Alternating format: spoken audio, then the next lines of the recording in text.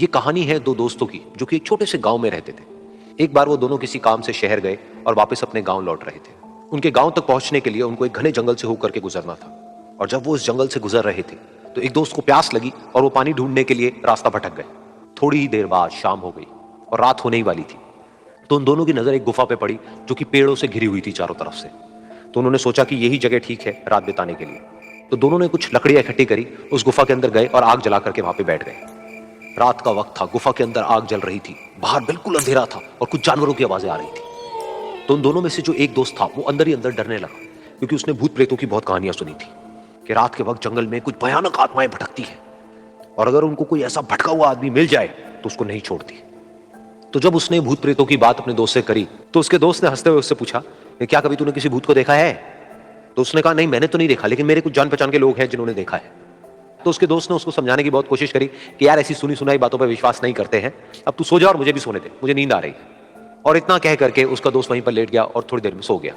लेकिन वो जो अंदर से डरा हुआ था वो लेट तो गया, लेकिन उसको नींद नहीं आ रही थी। उसको लग रहा था कि शायद यहां पर कहीं कोई है जो छुप करके कहीं से उसको देख रहा है।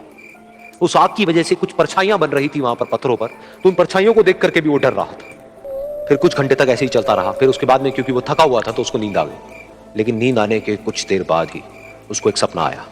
सपने में उसको एक बहुत ही भयानक परछाई उसकी तरफ बढ़ती हुई नजर आई। अब जैसे जैसे वो अंदर से डरता चला जा रहा था, वो परछाई उसके और पास आती चली जा रही थी और बड़ी होती चली जा रही थी।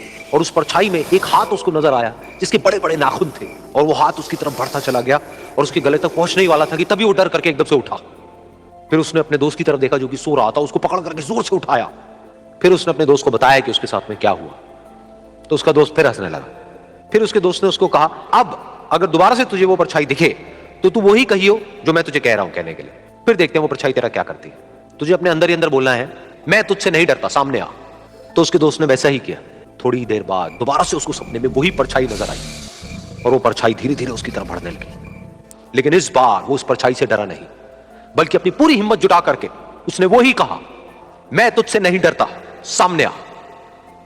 मैं तुझसे नहीं डरता, सामने आ। मैं तुझसे नहीं डरता, सामने आ। जैसे जैसे वो ये बोलने लगा वो परछाई छोटी होने लगी और उससे दूर होने लगी।